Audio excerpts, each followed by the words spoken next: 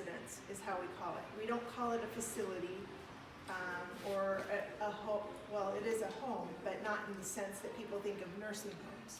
We want everything that we do to focus on individuals that have Alzheimer's disease or other related dementias. We want it to be focused on them and to meet their specific needs.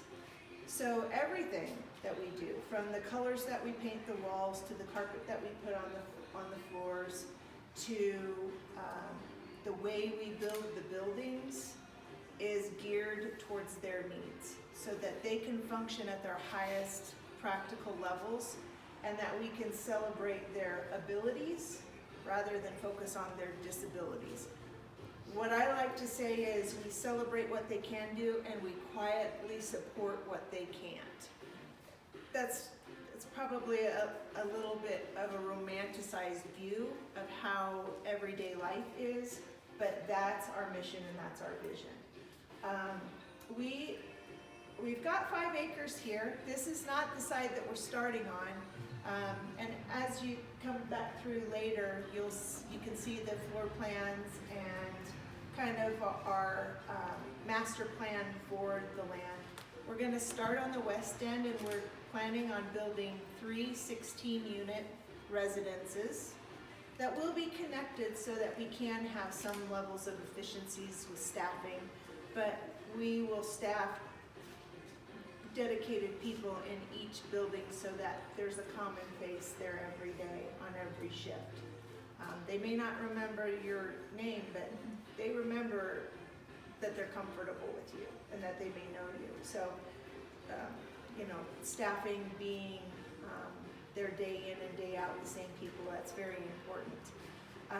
Once we get done with those, then we will probably focus on this side of the ground, and we're hoping to be able to build between 14 and 16 units of independent living duplex for seniors. That doesn't have to be specific to memory care, but what I have found in my locations in Illinois, because that's where we live now, but we're going to be spending most of our time here.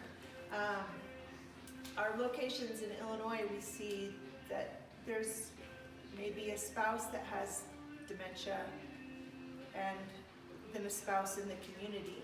And sometimes that spouse in the community is having a hard time caring for a house or a property. So they think about going into assisted living or some independent living type of housing. So that's kind of the reason why we're thinking about doing that. It's going to take us a little while to get all of this built, but I've got some great support, and I just want to recognize a few people, if that's okay. I'd first and foremost like to thank Wyoming Bank and Trust and Ryan Whitehead. He has been with me at the start of the process, from the very first day that I came in and talked to you and Jeff. And Dennis Wallace, the founder of Wyoming Bank and Trust, was kind of like a second dad to me growing up. Him and Diane were very good friends of my parents, so there was no other place that I was going to go to ask for help than Wyoming Bank and Trust. So thank you, Ryan, for everything that you've done. Thank you. Secondly, I have to thank Brad Emmons from ABI. He has held my hand every step of the way. And without Brad, I would be sunk. And also Wyatt Knutson, he's done the plans for us and has designed our beautiful building. So those two guys have been tremendous. And then also this guy right here, Ryan Gertsch, and his wife Lisa, they are our contractors, and Ryan has been a wealth of information too. So, coming from the outside in is not always an easy thing to do. But I'll tell you what, the community of Cheyenne has been so welcoming, and it's so good to be home. Then I have a couple other people I need to thank. Those two people right there, my mom and dad, Nick and Dick Dunsbergen. Because without them, I wouldn't be here. And my dad says, he'll probably say to somebody here, we're kind of glad we let her live.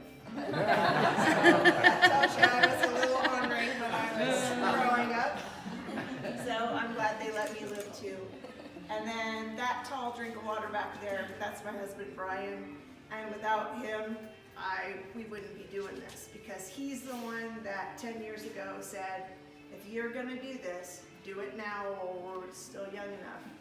And he gave me the permission to quit my job and plug my nose and jump in, and he's been standing beside me every step of the way, and it's not been easy, but it's been worth it. So thank you. And then thanks to everybody. Thanks to the chamber, Mary Jane, Barb. They've been fantastic at helping me get all of this organized and ready to go. And thank you to Mayor Orr for taking time out of her busy schedule to come and help us kick off our groundbreaking. So I don't think I've missed anybody, but if I have, I'm sorry. When you take care of people with Alzheimer's, I think a little bit of it runs off. So my memory isn't what it once was. So I think with that, have I covered everything? Well, I just want to offer if there's any questions that anyone has. What's your estimated completion date as to how the progress goes with everything? We hope, if everything goes as planned, we hope to be open in the spring of 2020. Awesome. So it's this guy here. You asked this guy a question. But we're No, hoping yeah. that construction, if all goes well, will take about 9 months. That's what our previous builds have taken. And then, there's time to get cleaned up and decorated and all of that good stuff. But that's kind of what our goal is spring of 2020. But we're going to start taking reservations for residents today, as of today. So if you know anybody that needs us, there's some information here. Take it with you. So What will your capacity be? we will be able to have 16 residents in each of the buildings. So 16 times 3. 48. Yeah. Good math. It's too early. See? There's my Alzheimer's right there. Forgetting how to do math. How many jobs are being created with your facility? With each building, we anticipate to create approximately 15 full-time equivalents. Bravo. Good So, job. and those are not minimum wage jobs. I figured. Yeah, they're not. Congratulations. Thank you. Thank you. It's exciting. Okay, if there's no other questions, then we will move out to where you saw the shovels stuck in the ground. We will have